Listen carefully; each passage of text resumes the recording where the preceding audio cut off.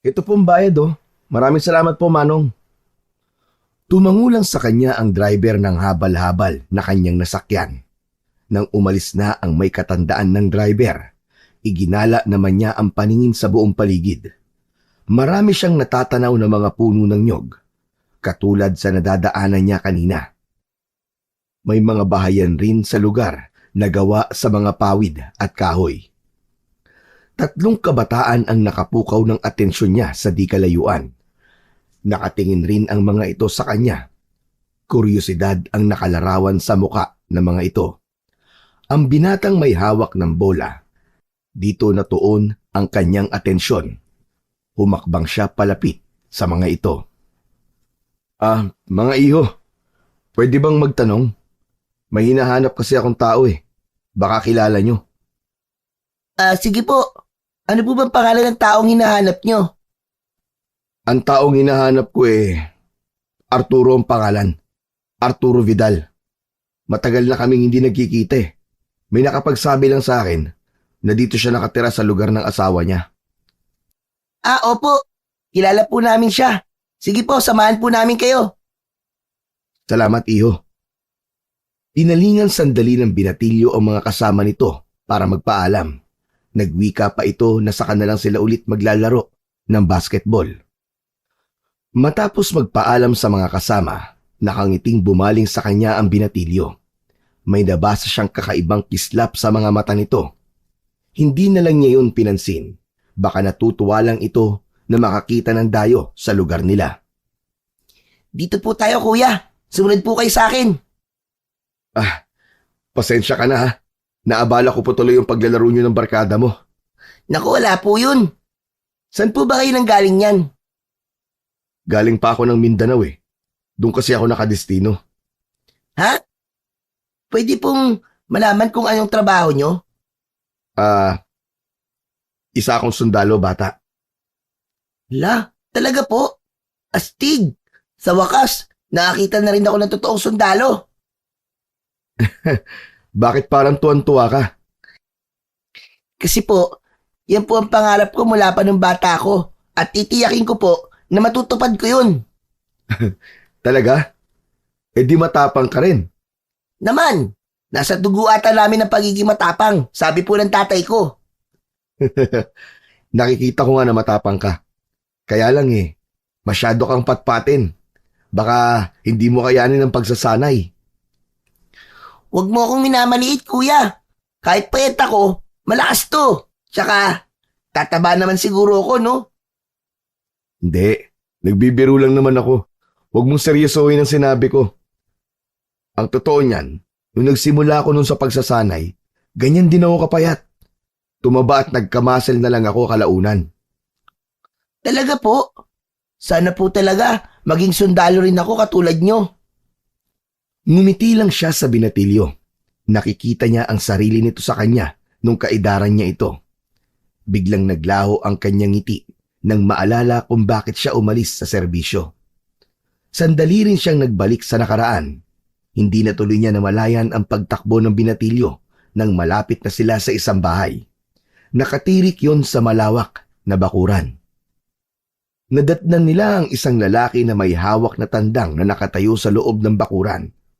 Hinihimas-himas nito ang alagang manok. Malayo pa lamang. Napansin na kagad niya ang saklay nito. Ang lalaki naman ay napatingin sa anak na tumatakbo palapit. Tay! Tay! May naghahanap po sa inyo! Baka sigaw ka naman, akala mo nasa kabilang ibayo ko. Sino ba yung naghahanap sa akin? Oo nga po pala. Nakalimutan ko pong itanong ang pangalan niya. Ikaw talaga, oo. Bago ka makipag-usap sa isang estranghero, tanungin mo muna ang pangalan. Baka mamaya masamang tao pala. Tingin ko naman po mabuti si kuya kasi sundalo daw po siya. Huminto siya ilang dipa ang layo sa mag-ama. Tinititigan naman siya ni Arturo mula ulo hanggang paa.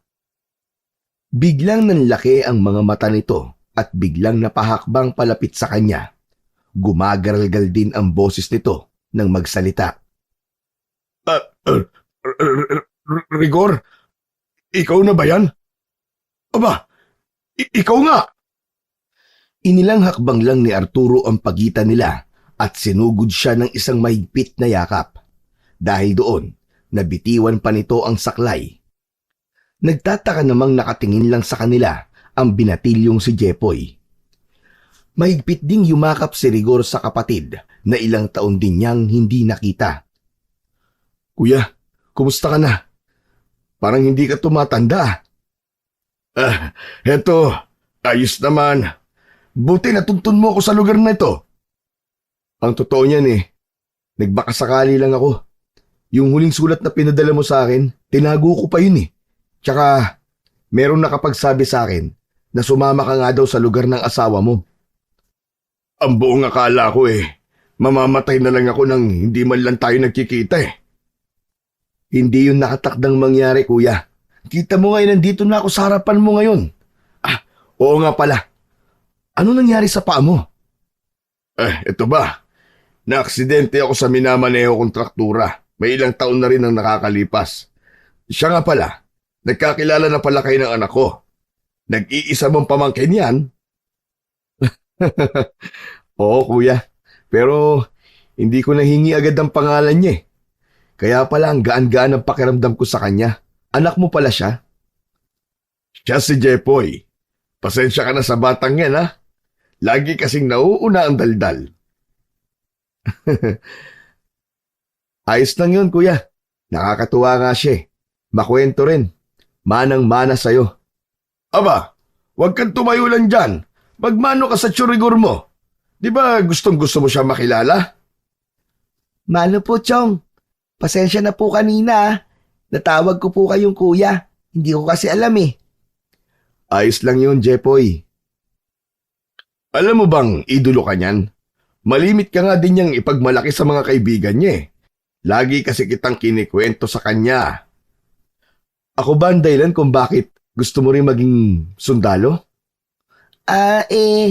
Ganun nga po, Chong.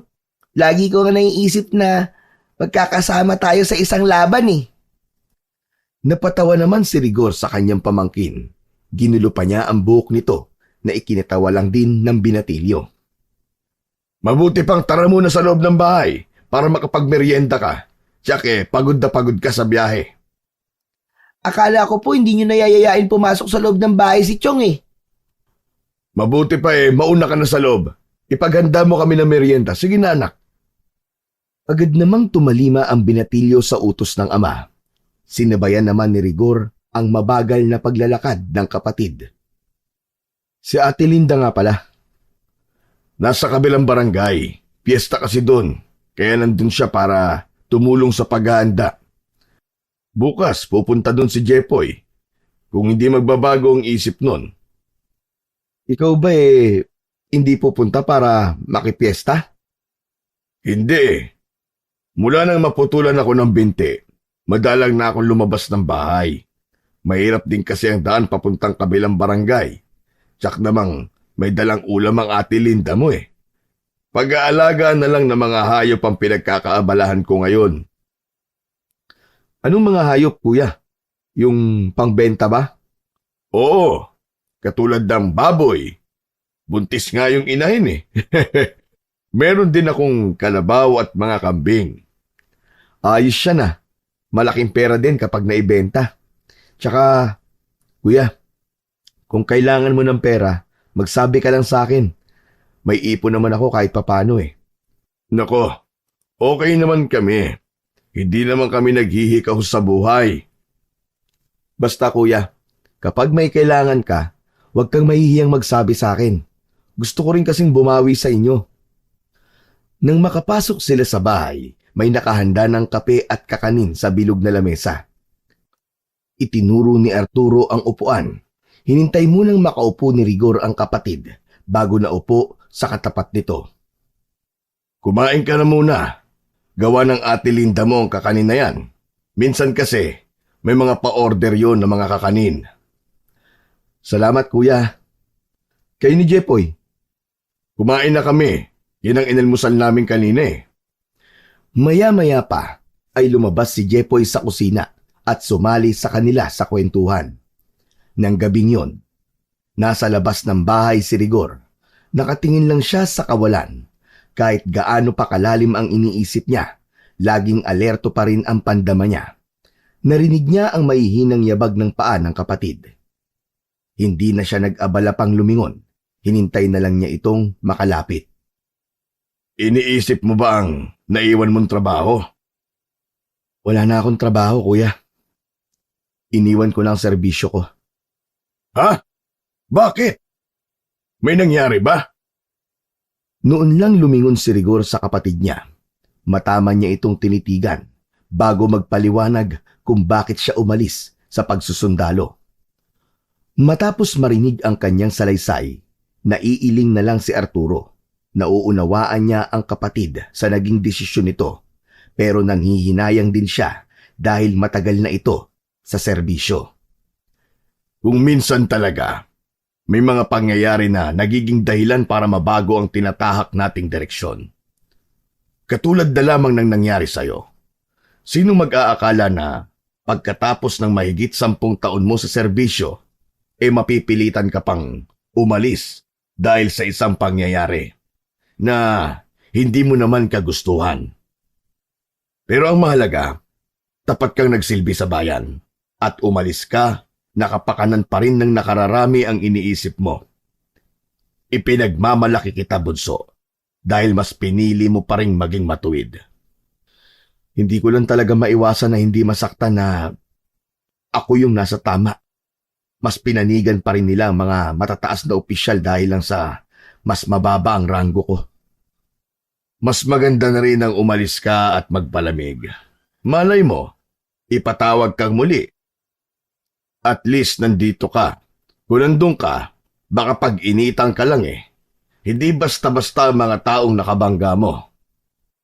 Naalala ko pa nung mga binatilyo pa lang tayo, kuya.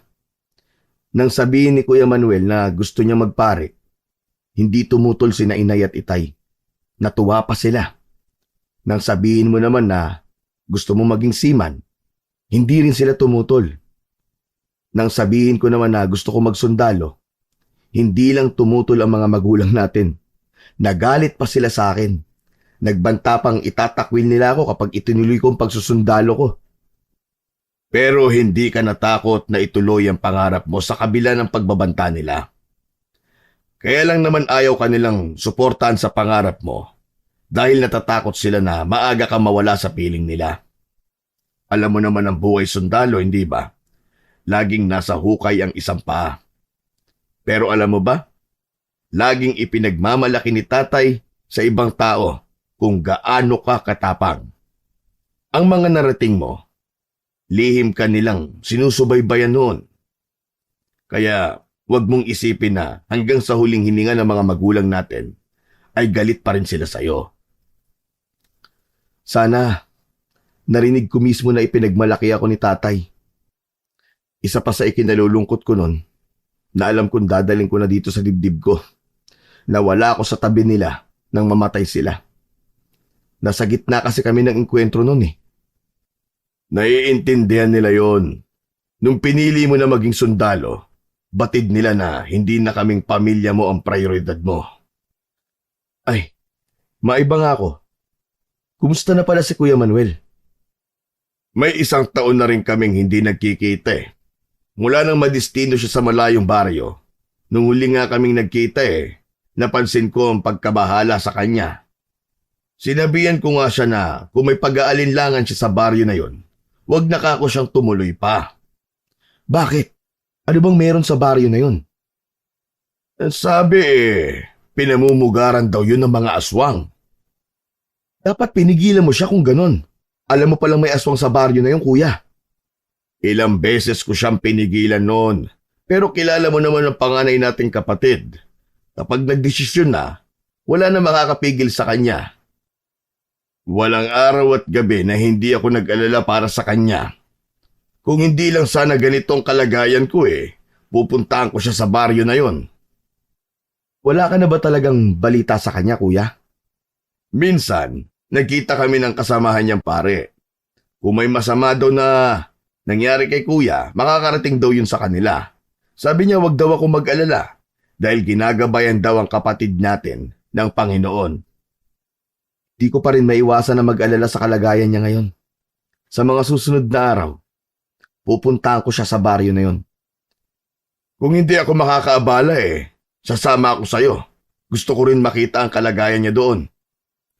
Sige, planuhin natin ang pagpunta doon. Kapag nalaman ko na hindi siya maayos doon, sa ayaw at sa gusto niya, aalisin ko siya sa baryo na yon. Napatitig naman si Arturo sa kapatid. Alam niyang gagawin nito yon. Nag-aalala rin naman siya sa kuya nila, kaya hindi na siya tumutol pa nang planuhin itong pumunta sa baryo na yon. Kinabukasan, araw ng piyesta sa kabilang baryo. Tila ayaw na ring pumunta ni Jepoy para makipamiesta. Kung hindi pa siya pinuntahan ng mga kaibigan, hindi pa kikilos ang binatilyo para mag-ayos. Naiiling na lang na nakatanaw si Mang Arturo sa anak habang palayo ito, kasama ng dalawang kaibigan. Ilang araw bago magpiesta, excited na yung mokong na yan Pero nung dumating ka, parang ayaw nang lumabas ng bahay. Pansin ko nga na ayaw nang humiwalay sa akin mula pa kahapon. Ang dami niyang tanong. Natural na siguro sa mga kabataan ngayon ang pagiging kuryoso sa lahat ng bagay, no? Tsaka, idol na idol ka nga niya. Mas ikaw nga ang binibida niya sa ibang tao kaysa sa akin na ama niya Gusto niya talaga magsundalo kuya. Ikaw, ano naman ang masasabi mo sa pangarap niya na maging sundalo? Ang totoo niyan naroon ang pagtutol sa akin. Pero ayoko namang tularan si Itay sa pag-iigpit sa'yo noon. Kung ano ang gusto niyang gawin sa buhay, susuportahan namin siya ng nanay niya. Tama lang naman na suportahan mo siya sa gusto niya, kuya. Tsaka malay mo, magbago pa ang isip niya. Bata pa naman ang anak niyo Marami pang pwedeng mangyari. Mas bata ka pa sa kanya noon ang sabihin mong gusto mo maging sundalo. Kaya tingin ko, hindi na magbabago ang isip ng batang yan. Alam mo ba, may mga gawi siyang minana sa'yo. Mainitin din ang ulo kapag nasa tama. Talagang ipaglalaban niya. Talaga? Malakas pala talaga ang dugo natin, ano? Hindi mo ba napapansin? Kahawig mo rin siya. Lalo na kapag kumukunot ang noo. Pwede na nga kayong mapagkamalan na mag-ama Kamukhang kamukha mo siya nung kaidaran mo siya. Nang sulyapan ni Rigor ang kapatid, may nakaguhit ng ngiti sa labi nito. Tila ba naaalala nito ang mga panahon ng mga bata pa sila. Nang araw na yon, naisipan ni Rigor na mangahoy. Napansin niya kasi na konti na lang ang mga nakaimbak na panggatong sa banggerahan ng bahay. Imbis na magpapahinga ka yan pa ang aatupagin mo. May inuupahan naman ako na nangangahoy para sa amin kuya, hindi ako sanay na walang ginagawa Mag-iingat ka lang Sa dulo pala ng kakahuyan may bakod na. Hindi ka na pwedeng lumampas doon. Pribado na kasi ang lupang yon. Medyo mahigpit ang may-ari nun. Ayaw na ayaw niyang may mapapadpad na ibang tao sa lupa niya. Oo kuya, tatandaan ko. Tsaka, hindi naman ako lalayo. Matapos isuksok ang itak sa kaluban na nakatali sa bewang, lumakad na si Rigor. Tinugpa niya ang daan patungo sa Nyugan. Nasa 20 minutos din ang nilakad niya bago narating ang kakahuyan kung saan niya balak mangahoy. Sa di kalayuan, tanaw na niya ang sinasabi ng kapatid na bakod. Dahil nalibang sa ginagawa, hindi niya na napansin na marami na siyang nakuhang mga kahoy. Tinalian lang niya yon ng ligaw na baging bago pinasan. Sa kanyang paglalakad pauwi, may nadaanan siyang matandang babae. Nakasalampak yun sa lupa at tila may iniindang sakit. Agad niyang binitiwan ang pasan niyang mga kahoy at saka dinaluhan ang matandang babae.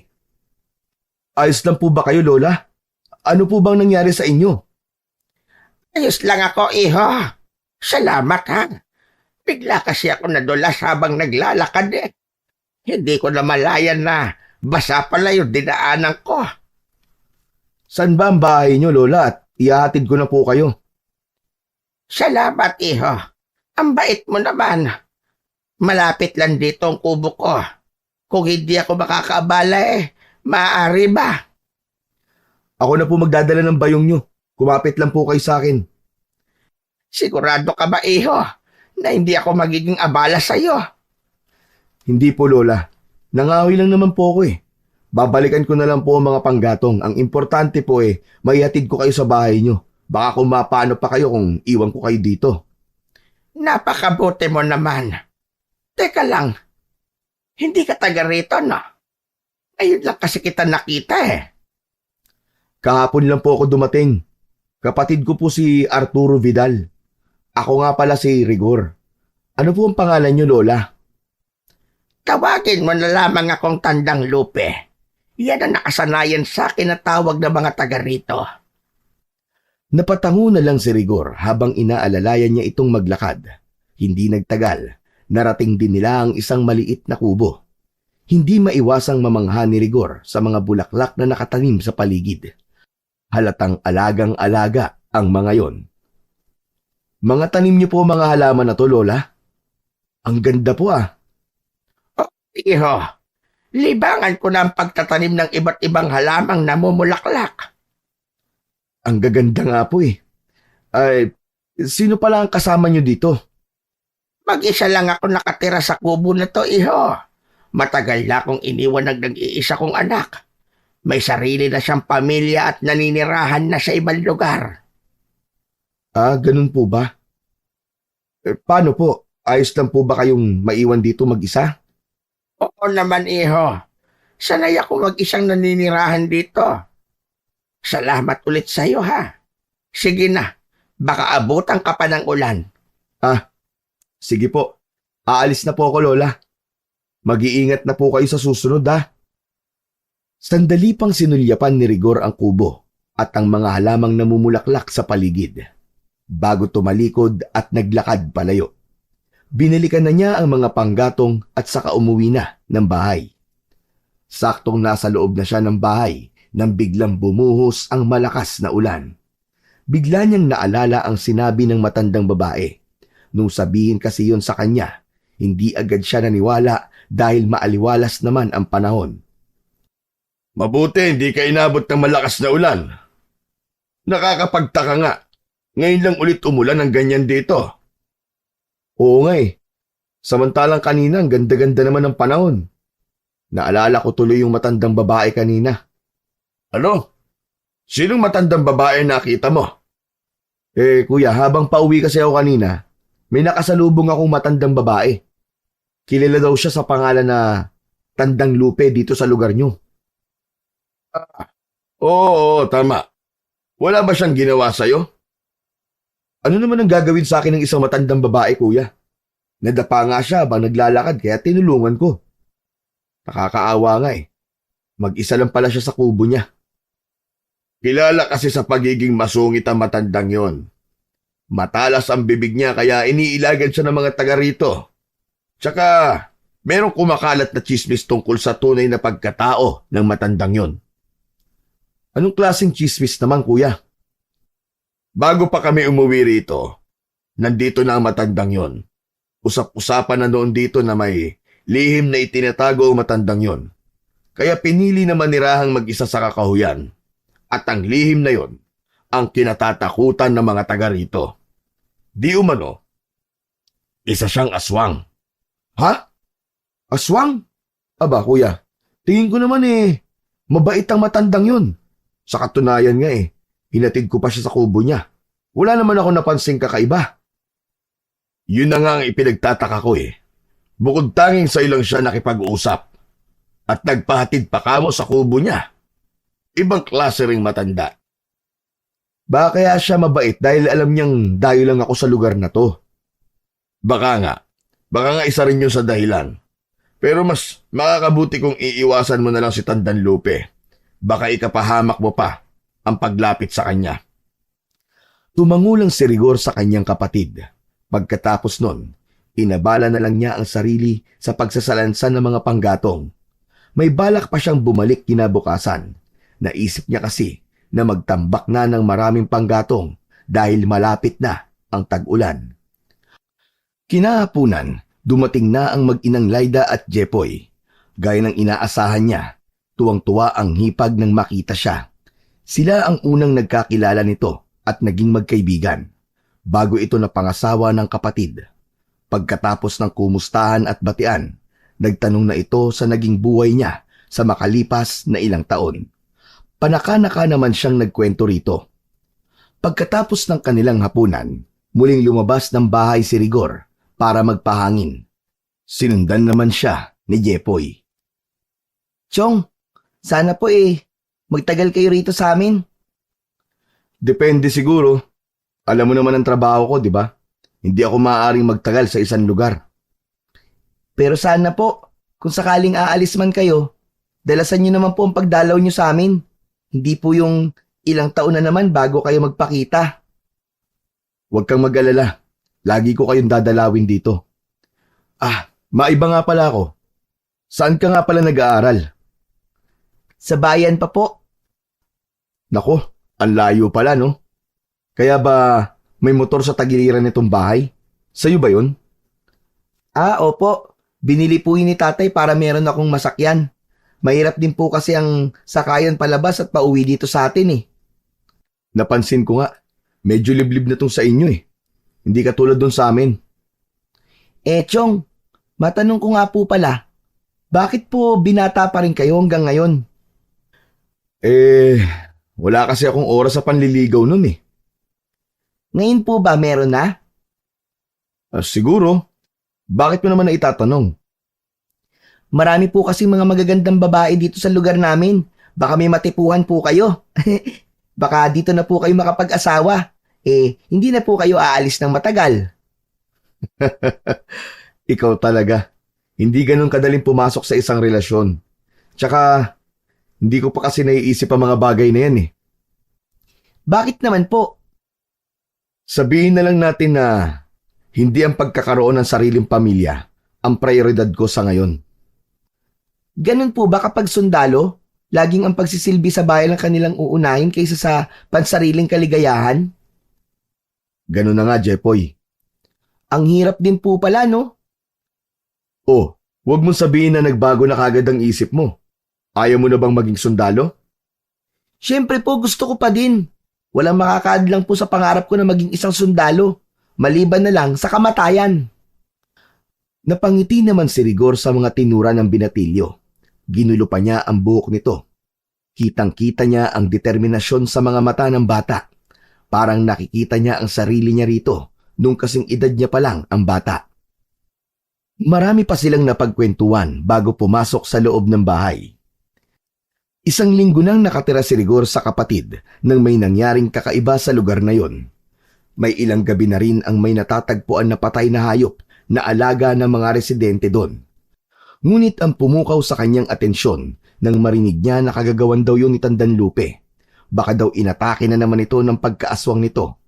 Hindi tuloy maiwasan na magsalubong ang kanyang kilay nang marinig yun. Wala na talagang ibang pagbibintangan sa lugar na to kundi si Tandanlupe lang. Siya lang naman kasi ang may motibo para gawin yun. Pero wala naman yata silang ebidensya na magpapatunay na totoo nga ang binibintang nila dun sa matanda. Ganon talaga ang mga tao rito. Masyado pa rin silang mapaniwalain sa mga makalumang paniniwala at tradisyon. Kahit nga ako, naniniwala na meron talagang itinatago yang si Tandanlupe. Kuya, baka nga kagagawan lang din ng isang tao ang pagkamatay ng mga hayop o di kaya may babangis na hayop ang gumagala sa lugar na to. Posible rin yung sinasabi mo. Kuya, ipaubaya mo na pala sa akin ang pagbabantay sa mga alaga niyong hayop. Ako na ang bahala sa kanila para hindi ka na mapuyat. Ngayon pa lang nagpapasalamat na ako. Isa nga rin yan sa inaalala ko. Ang hirap pa naman magpadami ng mga alagang hayop. Tapos nanakawin lang o di kaya naman papaslangin ng walang awa. Hindi yun mangyayari sa mga alaga mo, kuya. Hindi ko papayagan yun. Nang gabing yun, sinadya ni Rigor na hindi matulog para mabantayan ang mga alagang hayop ng kanyang kapatid. Kanina pa niya pinakikiramdaman ang paligid. Ultimo mga huni ng butiki ay naririnig niya. Kaya nang makarinig ng mga kaluskos sa labas ng bahay, agad siyang bumangon. Sa kusina siya lumabas at sa kawalang ingay na tinungo kung nasaan ang mga alagang hayop ng kapatid. Noon lang niya naalala na kabilugan nga pala ng buwan, kaya napakaliwanag ng buong paligid. Nakatayo siya sa likod ng isang poste. Mula roon ay kitang-kita niya ang paligid. Maya-maya pa ay nagkandaingay na ang mga baboy, samantalang hindi naman mapakali ang kalabaw sa pinagtatalian nito. Maging ang mga kambing ay nagkumpulan at nagsiksikan sa gilid ng kulungan. Napatingin si Rigor sa matataas na damo na gumagalaw. Napakunot noo siya dahil hindi naman mahangin ng mga oras na yon. Biglang kumabog ng malakas ang dibdib niya. Dahan-dahan niyang binunot ang baril sa kanyang bewang. Pero natigilan siyang bigla na lang lumabas ang isang malaking bulas ng baboy ramo. Itim na itim ang balahibo nun at namumula ang mga mata. Nagpapapaling-paling muna yon bago lumapit sa kulungan ng mga baboy. Nang magkandaingay na ang hayop sa loob ng kulungan, tila nagising naman si Rigor. Lumapit siya sa kulungan habang nakaumang ang hawak na baril. Sa paglapit niya, pareho pa silang nagkagulatan. Biglang nag-anyong pusa ang malaking baboy ramo. Yun lalo ang ikinabigla ni Rigor. Mabilis yun tumakbo papatakas, pero mabilis ang binata. Hinabol niya yon at sunod-sunod na pinaputukan ng baril. Umalingaw-ngaw sa buong paligid ang mga tunog ng baril niya. Nadatnan siyang tulala ng kapatid, asawa at pamangkin. Oh, ano nangyari? Ba't ka nagpaputok ng baril? Hindi ko sinasadya, kuya. Sigurado ko na hindi bata ang nabaril ko kanina. Napasinghap naman si Laida nang makita ang isang binatilyo na nakahiga sa lupa. Duguan yun at nag-aagaw buhay.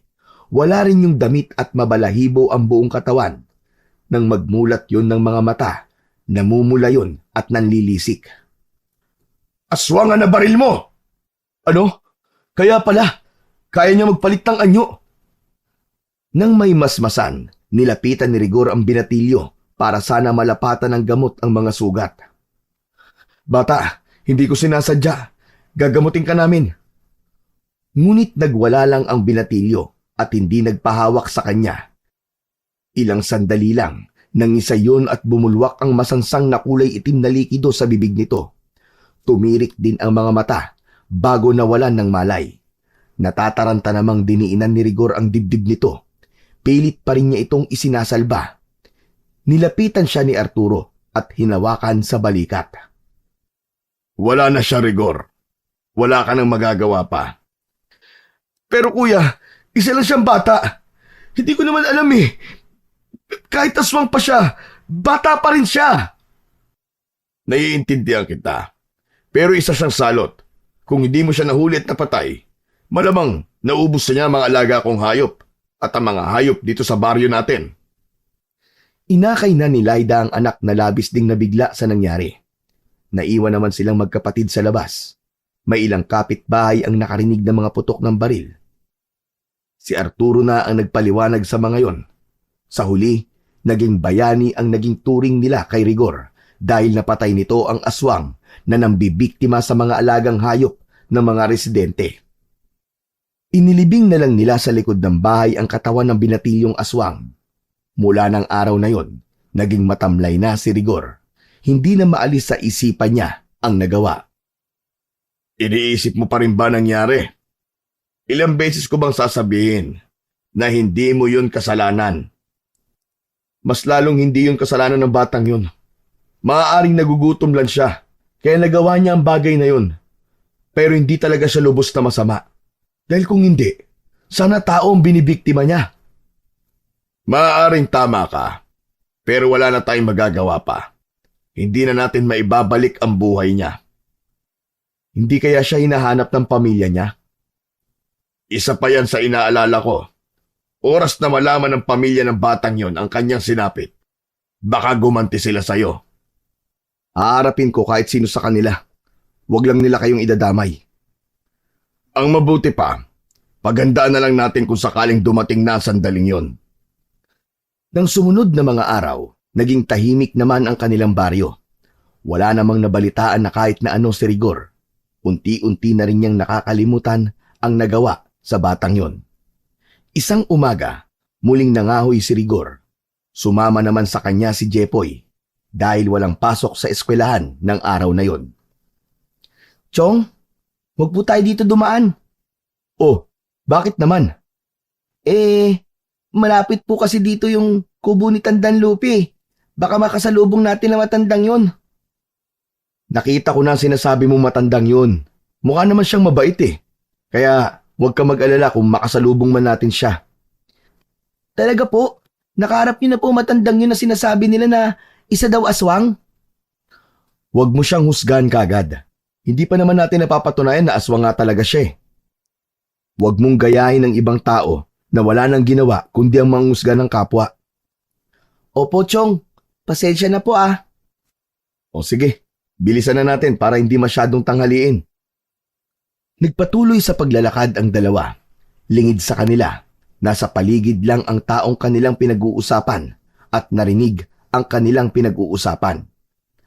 Sa mga sumunod na araw, tuluyan nang nakalimutan ni Rigor ang nangyari nang gabing mapatay niya ang batang aswang.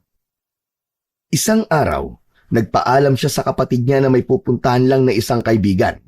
Ginabi na siya ng uwi ng mga oras na yon. Wala na rin siyang masakyan kaya napilitan na lang siyang maglakad. Habang nasa daan, bigla siyang natigilan nang maramdaman niya na tila may sumusunod sa kanya. Sa klase ng trabaho niya, kahit hindi nakikita, batid niyang pinagmamasdan nito ang kanyang kilos.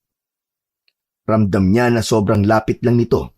Bukod doon, may masangsang na amoy siyang naaamoy na sumasama sa hangin. Huminto siya sa paglalakad. Bigla siyang lumingon sa pinanggagalingan pero wala siyang nakita na ibang tao. Inilibot pa niya ang paningin sa buong paligid pero wala na yung pakiramdam na merong nagmamasid sa kanya. Gayon din ang mabahong amoy na naaamoy kanina. Ilang sandali muna ang ginawa niyang pagmamanman sa paligid bago itinuloy ang paglalakad pauwi ng kanilang bahay. Nang malapit na siya sa kanila, bigla namang lumitaw si Tandang Lupi. Nagtataka siya kung saan to nanggaling at bigla na lamang sumulpot sa kung saan. Tandang Lupi, ano pong ginagawa niyo rito ng ganitong oras?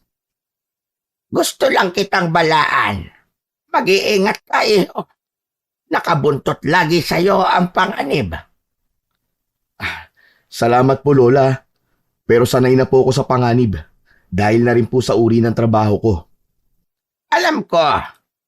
Pero ang panganib na tinutukoy ko, hindi mo pa nakakainkwentro sa buong buhay mo. Ano pong ibig niyong sabihin? Imbis na sumagot, may inaabot sa kanya ang matandang babae. Nakatitig lang siya sa medalyon na hugis bilog. May mga nakaukit na mga salitang Latin dito. Pamilyar na sa kanya ang ganoong klase ng medalyon. Ang iniabot sa kanya ng matandang babae ay isang anting-anting. Sinulyapan niya ang mukha nito. Seryoso itong nakatingin sa kanya. Napilitan na rin siyang tanggapin ang medalyon na iniabot nito. Kusang gagana ang kapangyarihan yan sa taong karapat-dapat. At alam kong ikaw ang taong yon. Bakit naman po sa dinabi-dami ng tao dito Sa akin niyo pa to'y binigay. Tanong ni Rigor habang sinisipat ng maigi ang hawak. Pero walang tugon na narinig mula rito. Nang mag-angat siya ng paningin, wala na ang matanda na kanina lang ay nasa harapan niya.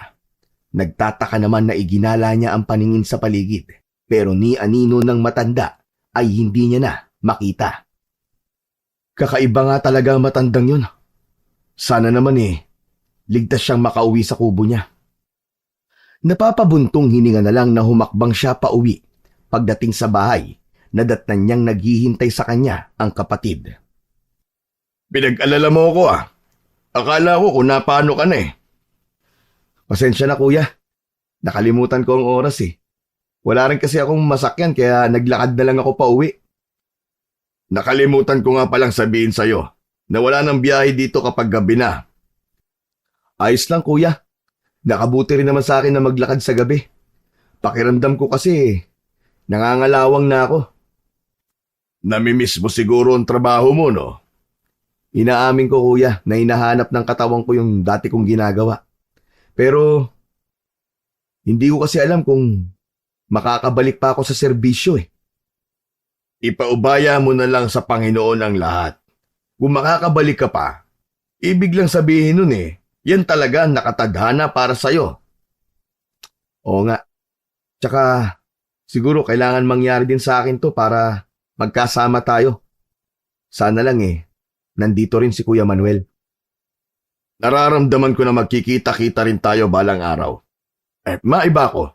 Kumain ka na ba? Oo, kuya. Kumain na ako bago umuwi. O paano? Mauna na ako sa'yo matulog kanina nga pala. Hinihintay ka rin ni Jepoy. Kung hindi ko pa nga sinabihan na matulog hindi matutulog. Pambihirang bata talaga yan. Hindi mapakali ang batang yun kapag hindi ka nakikita. Nakakatuwa talaga ang batang yung kuya. Swerte niyo po kay Jepoy. Bukod sa mabait at magalang, may pangarap pa sa buhay. Dapat siguro nag-aasawa ka na rin para maitatawag na rin sa iyong tatay. Ang sarap kaya sa pakiramdam na may anak. Tsaka, tol, tumatanda ka na rin. Baka nga tumandang binata na lang ako nito. Hindi na kasi sumasagi sa isip ko na magkaroon ng sariling pamilya. Huwag mong sabihin yan. Ikaw din naman ang inaalala ko. Hindi habang buhay nandito kami. Mas maigi pa rin yung may makakasama ka sa pagtanda mo. Kung talagang ukol sa akin ang pag-aasawa, mangyayari yan kahit wala akong gawin. Tumango na lamang si Arturo at pagkatapos ay tumalikod na't pumasok sa silid ng mag-asawa. Si Rigor naman ay nagtungo muna sa kusina. Hindi pa kasi siya inaantok ng mga oras na yon. Habang nakaupo nga, bigla niyang naramdaman ang nakakapasong init ng medalyon sa bulsa sa suot niyang pantalon. Kinuha niya yon at tinitigan. Nang mga oras din yon, nakarinig siya ng pag-iingay ng mga alagang hayop ng kapatid. May kabang bumundol sa kanya na baka may nakapasok na magnanakaw. Dali-dali siyang lumabas ng bahay at diretsyong pinuntahan ang likod bahay kung saan naroon ang kulungan ng mga alagang baboy. Ngunit napatda siya nang makita ang isang nakakatakot na nilalang. Para yung kalahating tao at aso, mas matalim nga lang ang mga ngipin at pangil nito at nakatayo katulad niya. Agad niyang kinuha ang baril na laging dala at walang habas na pinaputukan yon. Mabilis ding nailaga nito ang mga bala ng kanyang baril at saka mabilis nang tumakas. Lumabas naman ng bahay si Arturo. Ano nangyari, tol? May nagtangka na naman sa mga alaga mong hayop, kuya. Lintik talaga. Ayaw talaga nilang tantanan ng mga alaga ko. Siguro dahil buntis ang alaga mong baboy, kuya. Kaya bumabalik-balik sila rito. Kailangan siguro bantayan ng inahing baboy. Hindi ako makakapayag na may masamang mangyari sa baboy ko. Ilalaan ko sa pag-aaral ni Jepoy ang mapagbebentahan ng mga biik Hindi ako papayag na mapunta sa wala ang paghihirap ko. Huwag ka mag-alala, kuya. Ako nang bahala sa pagbabantay sa inahing baboy. Tara na sa loob ng bahay. Kinabukasan, naglagay si Arturo ng mga pangontra sa paligid ng kulungan ng baboy. Tuwing hapon naman, nagsusunog sila ng lumang gulong para pantaboy sa mga ito at sa iba pang elemento. Naisip ko lang, hindi kaya kaanak ng binatilyong aswang yung nakita mo? Hindi tayo nakatitiyak, kuya. Pero bakit ngayon lang siya nagpakita rito? Baka kumukuha lang ng tiyempo. Handa ako, kuya, kung sakaling babalik siya. Mag-ingat ka, tol. Hindi natin alam, baka nasa paligid lang siya. Kapag araw, kaya nila mag-anyo bilang pangkaraniwang tao. Kahit nasa ganun pa siyang anyo, kuya, malalaman ko kung aswang siya. Kaya huwag kang mag-alala masyado. Tuso ang mga nilalang na yan, tol. Lalo't may kasamaan silang nasawi. Huwag mo sana silang ituring na pangkaraniwang kalaban. Hindi sila kagaya ng mga nakakalaban mong mga rebelde. Alam ko naman yung kuya. Siya nga pala. Nasaan pala si Jepoy? Nagpaalam kanina. Dadayo raw sila ng mga kaibigan niya ng larong basketball sa kabilang baryo. Sabi ko nga, huwag magpapagabi sa daan Hindi matago ni Rigor ang biglang pag-aalala sa pamangkin. Kung totoo kasi na paghihiganti ang pakay ng aswang na nakaharap kagabi, baka pati ang pamangkin ay idamay nito. Nang hapon na, hindi na mapakali si Rigor. Nag-aalala na rin si Arturo sa anak. Parang gusto nitong pagsisihan na pinayagan pa niya ang binatilyo na maglaro ng basketball sa ibang barangay. Nawala lang ang kanilang kaba nang marinig ang paparating na motor ng binatilyo. Nakahinga na sila ng maluwag nang matiwasay itong nakauwi. Hinihintay niyo po ako? Oo naman, lintik kang bata ka. Kung nahuli ka pa ng konti susundan ka na namin ng tiyong mo. Ano bang balita? Panalo ba kayo? Talo nga po eh. Sayang lang po ang pagdayo namin doon. Ganun talaga sa larong basketball. May nananalo at natatalo. Ang mahalaga tinanggap nyo ng maluwag ang pagkatalo nyo. Oo naman po. Pero medyo nangihinayang lang kami. Di bale, babawi na lang po kami sa susunod. Yan, ganyan dapat. Nang gabing yon, hindi makatulog si Rigor. Pabiling-biling siya sa higaan. Minabuti na lang niyang bumangon at magpahangin sa labas ng bahay. Una muna niyang tinungo ang kulungan ng baboy. Tahimik naman ang buong paligid. Naisip niyang mabisa nga talaga ang pangontra na ginawa ng kapatid. Payapa naman ang gabing yon, maging ang mga sumunod na araw. Kaya napanatag na ang pamilya Vidal na wala nang nakaambang panganib sa kanila. Nanganak na rin ang inahing baboy na alaga ng kapatid. Siyam ang naging biik nito.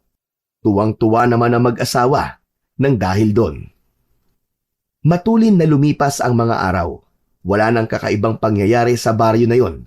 Minsan, maganda ang panahon. Naisipan ni Rigor na mangahoy na mag-isa. Pauwi na siya noon nang makasalubong si Tandan Lupe. Ngumiti siya rito at bumati. Magandang araw din sa'yo, iho.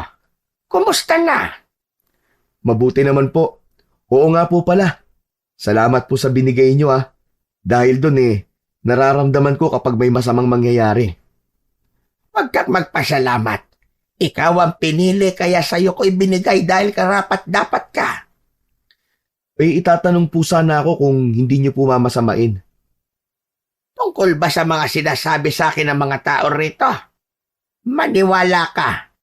Kalahati ng sinasabi nila ay totoo. Kung ganun po tama ang paratang nila sa inyo na isa kayong aswang? Oo. Pero hindi ako katulad ng iba na nambibiktima ng mga tao. Kontento na ako sa mga ligaw na hayop sa paligid. Alam ko po na hindi naman kayo masama. Nararamdaman ko po yun. Salamat, iho. Bukod tanging ikaw lang ang nagsabi niyan sa akin. Hindi mo rin ako hinusgahan batay lamang sa nakikita mo at naririnig mo. Sige, maiwan na kita. May kailangan pa kasi akong gawin. Nang humakbang palayo ang matandang babae, sinundan pa yon ni Rigor ng tingin. Nang aminin nito na totoo ang paratang ng mga tao rito, nakaramdam siya ng konting takot dito. Pero ng sandaling yon, mas nangibabaw pa rin sa kanya ang pakiramdam niya na mabuting tao ito. Bago lumiko sa malaking puno at nawala, nilingon pa siya nito. Ilang sandali muna na pinalipas ni Rigor ang oras bago umuwi. Pagdating sa bahay, isang bisita ang hindi inaasahan ni Rigor na naghihintay sa kanya. Isa rin itong sundalo at may dala itong mensahe para sa kanya. Matagal na raw siyang pinapahanap. Isang kaibigan ang nagsabi na naroon nga daw siya sa baryo na yon. Kailangan na daw niyang mag-report at bumalik sa kampo nila. Nang makaalis ang bisita, nahulog sa malalim na pag-iisip si Rigor. Naroon ang pag-aalinlangan na iwan ng buhay na tinatamasa niya ngayon. Ngayon lang kasi niya naramdaman ang kapayapaan. Kung nag-aalangan kang bumalik sa serbisyo, alam mong bukas ang bahay na to para sa'yo. At saka, naroon pa rin ang bahay ng mga magulang natin. Alam mong sa'yo yun ipinamana. Bigla lang kasi ako naguluhan, kuya. Pag-isipan mo pa rin mabuti ang desisyon para wala kang pagsisiyan sa bandang huli. Oo, kuya. May 1 linggo pa naman akong palugit Nang gabing yon, hindi na naman makatulog si Rigor. Laman ng isip niya ang pagdating ng kasamahan kanina. Maging ang kalagayan ng pamilya ng kapatid, hindi niya maiwasan na mag-alala dahil baka balikan ito ng pamilya ng aswang na napaslang niya. Dahil sa lalim ng iniisip niya, hindi niya na namalayan ang paglapit ng pamangkin. gising pa rin ito ng mga sandaling yon. Oh, bakit gising ka pa? Di ba maaga pang pasok mo bukas? Hindi pa po ako inaantok eh. Bakit po kayo lumabas? Hindi ba kayo natatakot? Nagpapahangin lang ako. Tsaka, wala naman dapat katakutan. Sobrang tahimik at payapa ng lugar nyo. Hindi katulad sa pinanggalingan ko. Ibig ko pong sabihin eh, baka nandyan lang po sa paligid yung aswang na nakaharap nyo nung isang gabi. Nakakatakot man, pero kailangan paglabanan. Alam ko kasi ang kahinaan nila. Ang tapang nyo talaga, Chong. Kaya naman bilib na bilib talaga sa inyo ang barkada ko eh. Hindi sila makapaniwala na nakapatay kayo ng aswang. Alam mo, sa totoo lang, hindi ako masaya na nakapatay ako ng aswang. Halos kasing edad mo lang yung napatay ko eh. Hanggang ngayon, kapag naaalala ko ang gabing yun, mabigat pa rin sa dibdib ko. Aswang lang naman po yun eh. Salot at kinatatakutan ng mga tao. Hindi nyo naman po kailangan makonsensya, Chong. Kung hindi nyo po yun napatay, tsak na marami pa rin yun mabibiktima. Alam mo, Jepoy, kahit aswang sila, may karapatan pa rin sila na mabuhay katulad natin. Kahit po nasalot sila? Oo naman. Tsaka hindi lahat ng aswang ay masama. May ilan sa kanila ay mabubuti at mas piniling mamuhay ng tahimik. Naalala ni Rigor ng mga oras na yun si Tandan Lupe. Maya-maya pa, pumasok na sila sa loob ng bahay. Sumapit ang araw ng linggo. Narinig ni Rigor na nagpapaalam ang pamangkin na dadayo sa isang barangay para maglaro ng basketball. Pinayagan naman ito ng ama sa kondisyon na hindi ito magpapagabi sa daan. Umuo naman ang pamangkin at masayang gumayak na. Lumapit pa ito sa kanya para magpaalam. Good luck sa laro nyo ha. Galingan nyo. Salamat po, Chong. Kapag nanalo po kami, alay ko po yun sa inyo para sa pinakamatapang na idol ko. Nagulat pa si Rigor nang lumapit pa sa kanya ang binatilyo at yumakap. Tinapik-tapik naman niya ang balikat nito at ginulo ang buhok. Tinanaw pa niya ang pamangkin habang sakay ng motor at papalayo. Aalisin na sana niya ang paningin dito nang mapansin na tila walang ulo ang binatilyo. Kinusot-kusot pa niya ang mga mata nang tingnan niya muli ang pamangkin. Hindi niya na matanaw ito dahil nakaliko na. Oh, bakit para ka nakakita ng multo dyan? Namumutla ka pa. May sakit ka ba? Wala naman kuya. Baka namamalikmata lang ako. Sige, itutuloy ko na ang ginagawa ko. Uminom ka na lang ng gamot kung masama ang pakiramdam mo ha. Wala lang to kuya. Huwag mo akong intindihin. Nagtataka naman na sinundan lang siya ng tingin ni Arturo. Nagkibit balikat na lang siya at naisip na baka masama lang ang gising ng kapatid.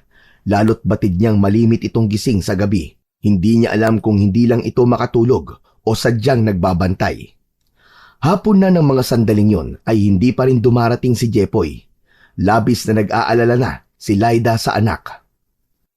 Baka pauwi na rin yun. Maghintay-hintay lang tayo. Ngunit sumapit na lang ang 6:00 ng gabi ay wala pa rin ang binatilyo. Napilitan na ang mag-asawa na puntahan ang mga kaibigan nito. Si Rigor naman ay napilitan ng abangan sa kanto na papasok sa kanila ang binatilyo, pero lumalalim na ang gabi ay hindi pa rin ito dumarating.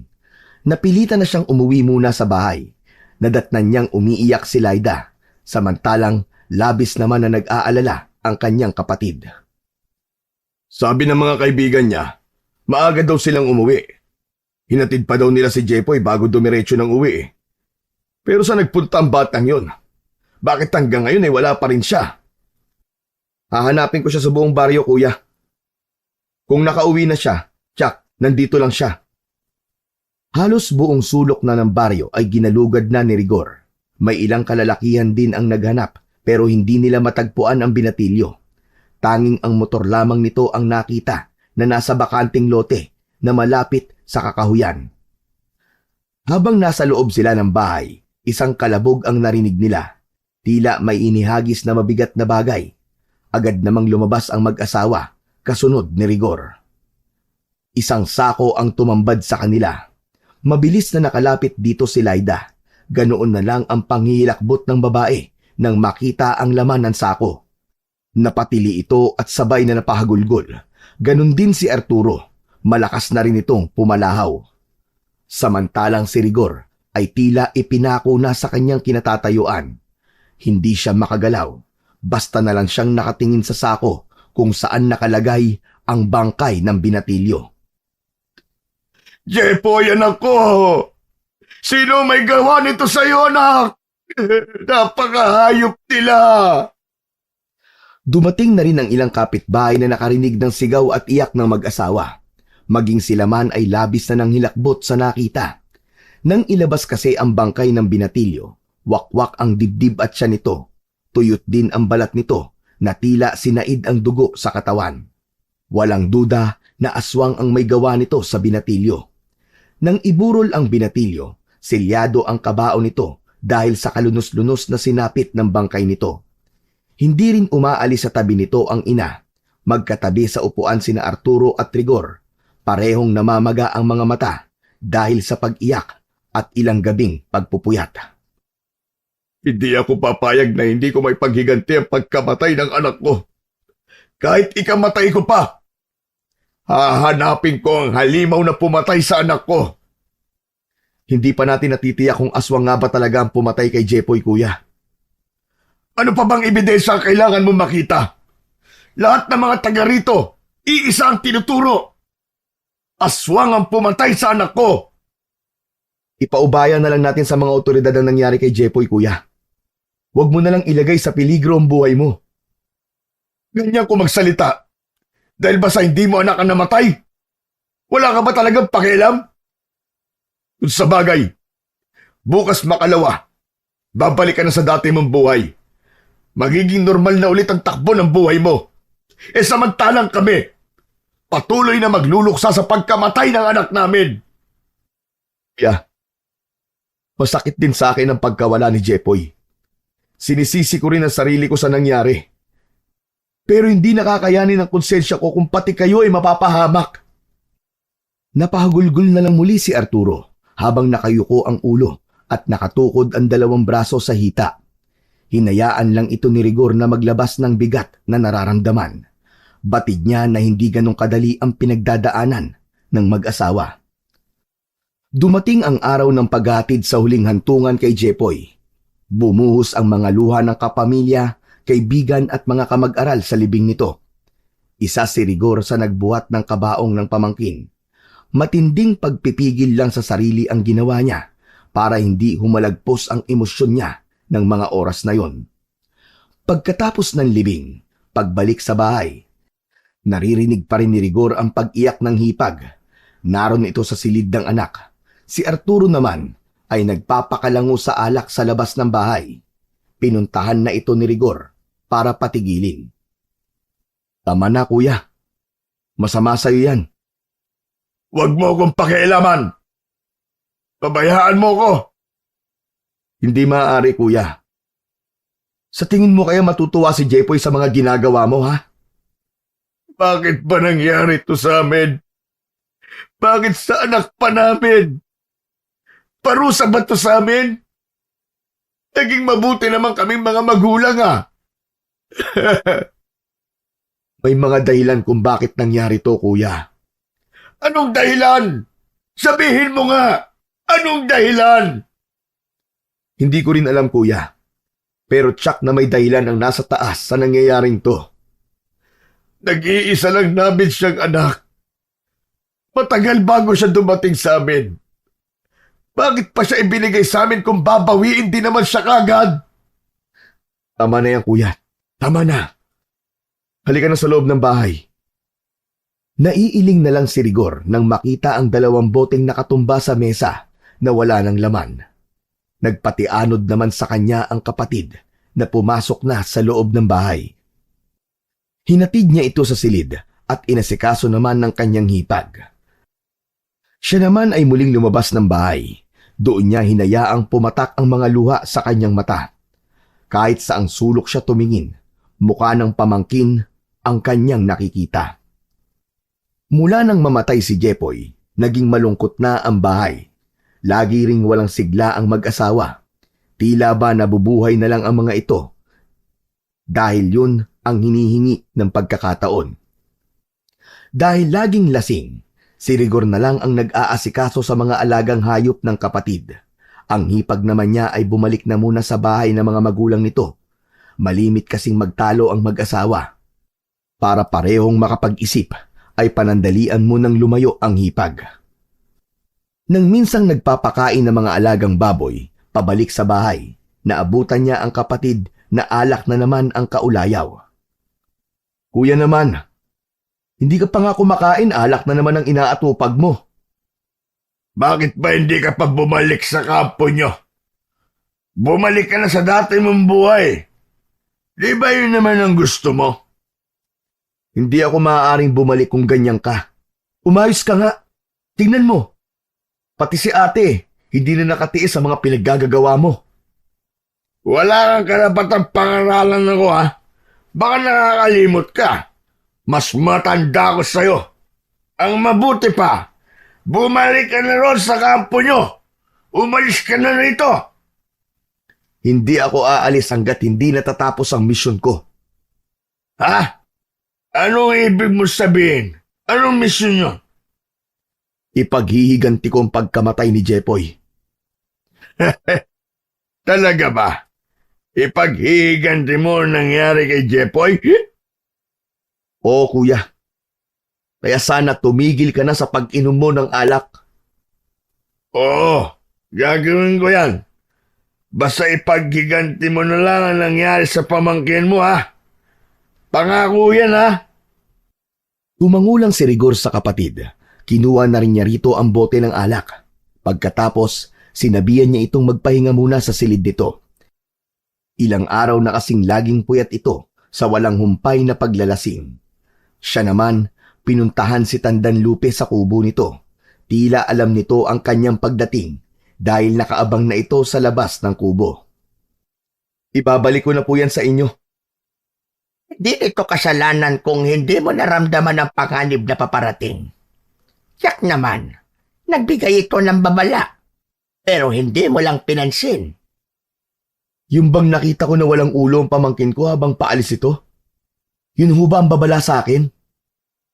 Tatak ng kabatayan yon. Bakit hindi mo pinigilan ang pag-alis niya? Hindi ko po alam na isa pala yung babala sa akin. Napakatanga ko. Ang dami kong nailigtas na ibang tao. Pero bakit hindi ko nagawang iligtas ang pamangkin ko? Huwag mong pahirapan ang sarili mo sa pag-iisip. Nangyari na yon. Wala ka lang magagawa pa. Kahit paulit-ulit mong sisihin ang sarili mo, hindi mo na maibabalik ang buhay ni Jepoy. Hindi ko na nga po maibabalik ang buhay niya. Pero maipaghihiganti ko po ang pagkamatay niya. Lola, alam ko pong matutulungan niyo ako sa bagay na yan. Inaasahan ko lang sasabihin mo yan. Ano bang tulong ang gusto mo? Kauri niyo po ang gumawa nun kay Jepoy. Paghihiganti po ba ang dahilan? Oh, nung gabing magkita tayo, sinusubaybayan na nila ang bawat galaw mo. Kumukuha lang sila ni Tiempo kung paano makakaganti sa'yo. Dinamay nila si Jepoy dahil alam nilang malapit sa'yo ang pamangkin mo.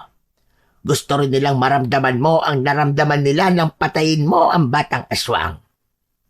Pero hindi ko naman po yung sinasadya. Ang batang yun ang pumunta sa bahay. Alam ko naman yon. Pero sarado na ang isipan nila sa kahit anong paliwanag. Saan ko ho sila matatagpuan? Sigurado ka bang susugod ka sa teritoryo nila na mag-isa? Opo. Yun ang huling misyon na gagawin ko bago ako bumalik sa kampo namin. Kung swerte akong makakaligtas. Sa bundok, meron dong naninirahan na pamilya ng aswang. Halos kasabay mo lang silang dumating dito. Mag-iingat ka. Alam nila ang bawat kilos mo. Hinihintay ka rin nila. Salamat po. Teka lang, iho. Kunin mo ulit ito. Kakailanganin mo ang tulong ng medalyon na yan sa laban mo. Walang imik na kinuha muli ni Rigor ang medalyon at pagkatapos ay tahimik na nilisan ang lugar. Pagbalik sa bahay, sinabi agad niya ang plano sa kapatid. Nabalitaan nga namin na may pamilyang nakatira sa bundok. Pero buong paniniwala namin, mga ngalakal lang sila. May ilang beses na silang nagbabahay-bahay para ialok ang mga kalakal nila. Pamilya sila ng aswang, kuya. Tsak na nagmamanman lang ang mga yon. Teka lang, saan mo naman nakalap ang impormasyon na yan? Kay Tandang Lupe, kuya. Kay Tandang Lupe ko nalaman ng lahat. Hindi ko alam na naging malapit ka na pala sa masungit na matandang yon. Mabait naman siya, kuya eh. Siguro, dahil hindi ko kagad siya inusgahan kahit maraming hindi magagandang sinasabi sa kanya mga tao rito. Kailan mo babalak punta ng pamilyang yun sa bundok? Mamayang gabi na siguro. Gusto sana kitang samahan, kaya lang hindi rin kita papayagan kung sakali man, kuya. Ayoko mapahamak ka. Sige, kapatid ko. Mag-iingat ka. Hihintayin ko na lang ang pagbabalik mo. Naghanda na si Rigor bago tuluyang dumilim. Naglakad na siya paakyat ng bundok kung saan naninirahan ang sinasabing pamilya. Sisiw lang ang pag-akyat ni Rigor sa bundok. Buong gabi siya naglakad. Tanging ang mga kuliglig at panggabing insekto ang naging kasakasama niya ng mga sandaling yon. Hanggang marating niya ang nag-iisang bahay na naroon. Tanging ilaw lang ng gasera ang tumatanglaw sa buong bahay. Iba rin ang katahimikan ng paligid. Maging ang kaninang maingay na mga insekto ay biglang nanahimik. Mula sa loob ng bahay, lumabas ang isang malaking bulto ng tao. Hindi niya maaninag ang mukha nito, pero natitiyak niyang lalaki ito. Hindi ko inaasahan na ganito kabilis kang makakarating sa tahanan namin. Ang buong akala ko ay hihintayin niyo pa na makapagbabangluksa kayo, gaya ng tradisyon niyo. Ikaw ba ang pumaslang sa pamangking ko? Pinatay mo rin naman ang anak ko kaya patas lang tayo. Ako may atraso sa'yo. Sana ako ang siningil mo. Hindi ang pamangking ko, hayop ka! Ginawa ko yun para maramdaman mo ang sakit kung paano mawalan ng mahal sa buhay. Kayo ang dumayo rito para na makapaghasik ng lagim sa mga taga-baryo. Kung di kayo pumunta rito, hindi sana yun sasapitin ng anak mo. Tama na! Nandito ka para magiganti, di ba? Sige! Para matapos na ito! Humakbang palapit kay Rigor ang lalaki, habang hindi siya nilulubayan ng tingin. Sa kanyang mga mata, nagbago ang anyo nito. Naging mabalasik ang mukha nito. Humaba ang mga balahibo nito sa buong katawan. Tinubuan din ito ng matatalas na pangin. Gayun din ang mga kuko sa paa at kamay. Nakaramdam naman ng takot si Rigor, pero pilit niya itong pinaglabanan. Tignan natin kung hanggang saan ang tapang mo, lalaki. Ikaw ang gagawin naming hapunan ng pamilya ko. Hindi ako natatakot sa'yo, demonyo ka. Bago ako pumunta dito, nakahanda na ako magbuwis ng buhay. Matapang ka talaga. Ganyan siguro kapag sundalo. Sige, tignan natin kung hindi ka iiyak sa oras na baliin ko ang mga buto mo sa katawan. Inilabas ni Rigor ang itak na dala niya. Kinapadin niya ang baril sa kanyang bewang. Siya na ang unang umatake sa kalaban, pero mabilis nitong naiwasan ang mga atake niya. Nang ito naman ang sumugod sa kanya, bahagya niyang naiwasan ang mga atake nito hanggang sa magpagulong-gulong sila sa lupa. Nabitiwan niya rin ang hawak na itak. Pigil nito ang balikat niya. Ramdam niya ang pagbaon ng mga kuko nito sa kanyang laman. Halos masuka rin siya sa ibinubuga nitong mabawong hininga sa bibig. Napaigik siya nang maramdaman ang kagat nito sa kanyang kanang balikat. Lalo pa siyang napasigaw nang ipagdiinan ng aswang ang mga pangil nito sa kanyang balikat. Pinilit niyang abutin ang patalim na nakasuksok sa kanyang bewang. Inundayan niya ito ng saksak hanggang bitiwan siya. Hindi ako mamamatay hanggat hindi ko na paghihiganti ang pamangkin ko. Humanda ka, demonyo ka! Binalik niya ang patalim sa kanyang bewang at saka pinulot ang nabitiwang itak. Pinaglaruan pa niya yon sa kanyang kamay. Pinaikot-ikot sa ere bago muling sumugod sa kalaban. Ngunit di nagtagal, muli siya nitong nabihag. Sa pagkakataong yon, Nagawa nitong baliin ang kaliwang braso niya. Napasigaw na lang siya sa sakit hanggang sa matumba siya sa lupa. Dinig naman niya ang malagom nitong pagtawa para yung umieko sa kanyang pagdinig. Tulungan mo ako, medalyon. Tulungan mo ako.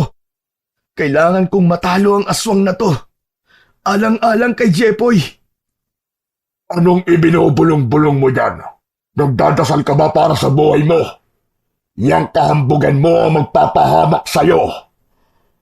Na kaya mong paslangin ang anak ko dahil hindi pa niya alam kung paano ipagtanggol ang sarili niya sa mga katulad niyo. Ipinagdarasal ko na sana wala nang katulad mo ang lumitaw sa baryong to. Isa kang salot hayop ka! Anong sinabi mo? Kahit hirap, muling tumayo si Rigor. Pakiramdam niya, nagkaroon siya ng panibagong lakas. Maigpit niyang hinawakan sa kanyang kamay ang itak. Muli silang nagpambuno ng aswang. Nabitiwan ulit ni Rigor ang kanyang itak at humagis yun sa malayo. Umatras siya.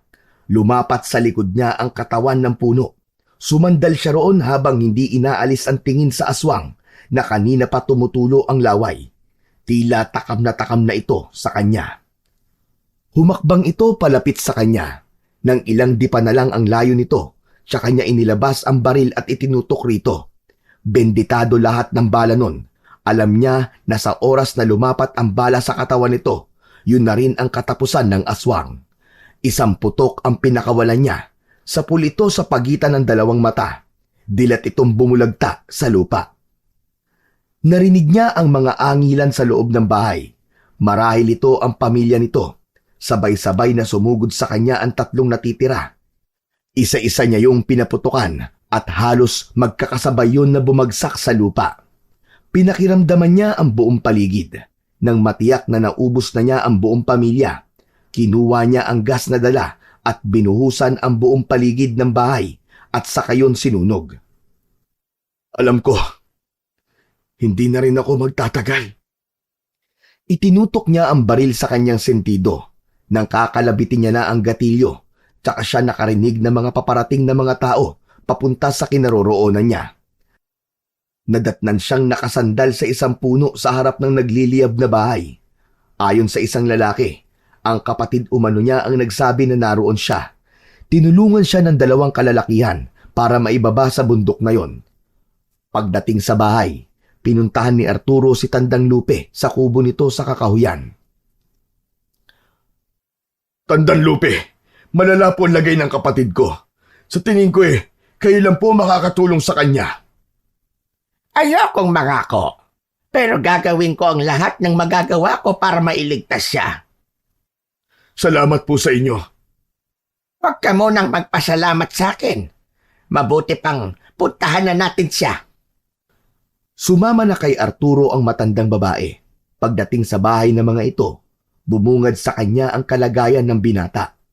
Buong katawan nito ay puno ng galos at pasa. Nagkukulay talong na rin ang mga sugat nito na mula sa kagat ng aswang na nakalaban nito.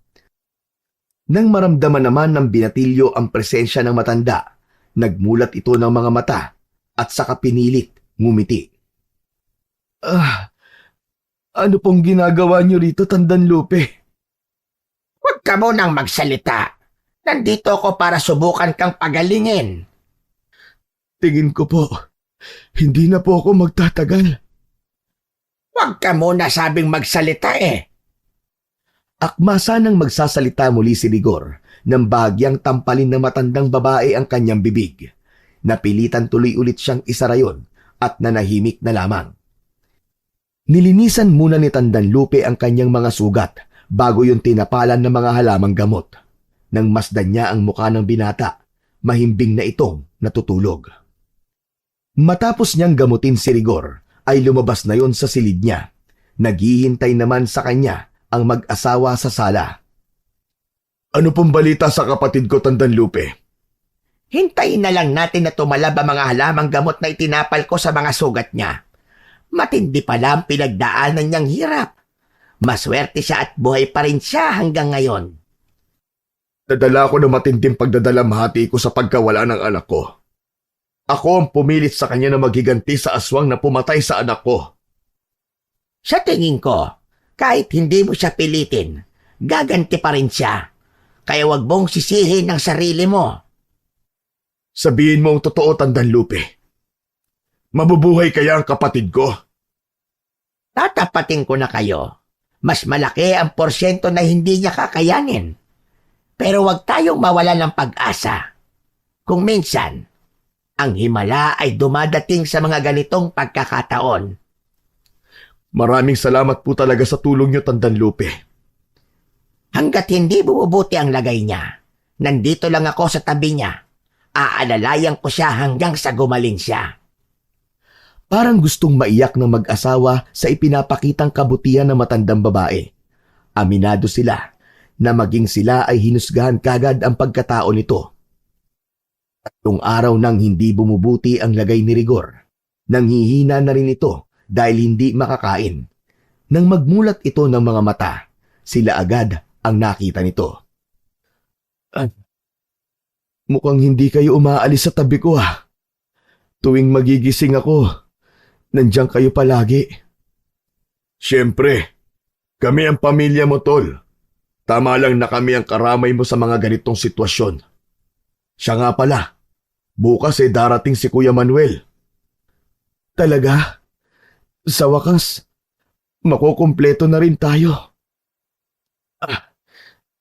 Hindi na pala. Dahil wala na si Jepoy. Chuck, kung nasaan man siya ngayon, ipinagmamalaki ka na naman niya. Idol ka nun eh. Kaya magpagaling ka na, Tol, ha? Chuck, na malulungkot yon kapag sumuko ka kagad. Lagi nga siyang laman ng panaginip ko, Tol. Tinatanong ko nga siya kung susunduin na ba niya ako. Pero ngumingiti lang siya sa akin. Ibig sabihin lang nun, ayaw ka pa niyang sumunod sa kanya. Kaya nakikiusap ako sa'yo. Lumaban ka, Tol. Alam kong matapang ka. Kaya mo yan. Oo, Kuya. Laban lang. Tama. Marami pang nangangailangan ng serbisyo ko. Tumaas baba ang dibdib ni Rigor habang nakapikit siya. Tuwing nasa ganoong kalagayan ng kapatid, lagi nang tinitingnan ni Arturo ang dibdib nito para matiyak kung humihinga pa. Isang linggo nang nakaratay si Rigor, tila doon pa lang nanumbalik ang lakas niya. Natutuyo na rin ang mga sugat niya dahil sa halamang gamot na inilalagay ni Tandanlupe. Nakatulong din ang pagdalaw ng Kuya Manuel niya sa kanya para patuloy na lumaban. Tama nga po kayo. Sa mga ganitong pagkakataon, dumarating po ang himala. Sa totoo po niyan gusto ko na rin mawalan ng pag-asa nun. Sinabi ko naman sa'yo, di ba? Malakas ang resistensya niya kaysa sa ordinaryong tao. Kailangan pa rin niya ng mahabang pahinga. Aalagaan ko pa rin siya hanggang tuluyan na siyang makabangon. May gusto po sana akong sabihin sa inyo, Tandanlupe. Tungkol saan naman ang sasabihin mo? Gusto ko sanang humingi ng dispensa. Isa rin po kasi ako sa humusga sa pagkatao nyo. Hindi ko po akalain kung sino pa yung pinaparatangan ng kung ano-ano, siya pa pala ang may malaking maitutulong sa amin. Yun lang ba? Hinusgahan mo man ako noon, pero kahit kailan, hindi mo ko tinignan ng masama tuwing nagkakasalubong tayo sa daan. Ang nababasa ko lang sa mga mata mo, takot. Hindi katulad ng ibang kababaryo natin, tuwing nakikita ko, puro masasakit na salita ang sinasabi nila sa akin. Kaya naman pinatatawad na kita. Naku, maraming salamat po sa inyo. Napakabuti niyo pong talaga. Ngumiti lang sa kanya si Tandanlupe bago muling pumasok sa silid para tingnan ang mga sugat ni Rigor. 2 linggo pa ang lumipas bago tuluyang gumaling si Rigor sa mga sugat na natamo niya. Kasalukuyan silang nasa balkonahe na magkapatid at nakatanaw sa kawalan. Sigurado na ba kayong mag-asawa na iiwan niyo na ang bahay na to? Hindi na ba talaga magbabago ang isip niyo, Kuya? Oo. Buo na ang pasya namin ni Ate Laida mo. Habang nandito kasi kami, Hindi kami makakawala sa matinding kalungkutan sa pagkawala ni Jepoy. Kahit saan namin ipaling ang mata namin, puro mukha ni Jepoy ang nakikita namin. Punong-puno ang bahay na to ng mga alaala niya. Kaya mabuti nang umalis na muna kami rito. Sa isang linggo na nila planong bumalik sa lumang bahay ng kanilang mga magulang. Bago sila umalis, nagpasya munang dalawin ni Rigor si Tandanlupe para personal itong pasalamatan sa lahat ng naitulong nito. Maging sa pag-aalaga sa kanya nung nakaratay siya. Ngunit pagdating sa kubo nito sa loob ng kakauyan, ay ganun na lamang ang pagtataka niya dahil ang kubo na maayos ay sira-sira na ang mga dingding. Tila ba hindi yun natirahan sa mahabang panahon. Ang buong paligid din ng kubo na noon ay magagandang halaman ng tanim, bagkus mga damo at talahib ang nakita niya doon. Hindi rin nagtagal sa lugar na yon si Rigor. Nakakaramdam kasi siya ng matinding pangingilabot sa tanawing yon. Pagdating sa bahay, ikinuwento ni Rigor sa mag-asawa ang nakita sa kubo ng matandang babae. Maging sila man ay napuno ng pagtataka. Napakahiwaga talaga na matandang yon. May palagay ako na marami pa tayong hindi alam sa pagkatao niya. Mabuti pang ilihim na lang natin ang bago nating natuklasan tungkol sa kanya. Hindi pa rin naman magbabago ang pagkakakilanlan ko sa kanya, kuya. Para sa akin, isa pa rin siyang mabuting aswang. Kinabukasan, nilisan na ng mag-asawa at ni Rigor ang baryo na yon. Baon sa isip nila ang masalimuot at hindi malilimutan na karanasan. Si Rigor ay bumalik sa serbisyo. Hawak ang medalyon na pinagkaloob sa kanya ni Tandanlupe. Ginamit niya yun sa kanyang serbisyo upang protektahan ang sambayanan. Hindi lamang sa mga rebelde, kundi sa mga nilalang na nagkukubli sa dilim at naghahasik ng lagim sa buong bayan. Minsan isang araw ay naalala niya ang kanyang pamangkin na si Jepoy. Jepoy, pamangkin ko. Pinapangako ko sa iyo. Gagawin ko ang lahat para ipagtanggol ang bayan. Kahit ang maging kapalit pa nito ay ang aking buhay.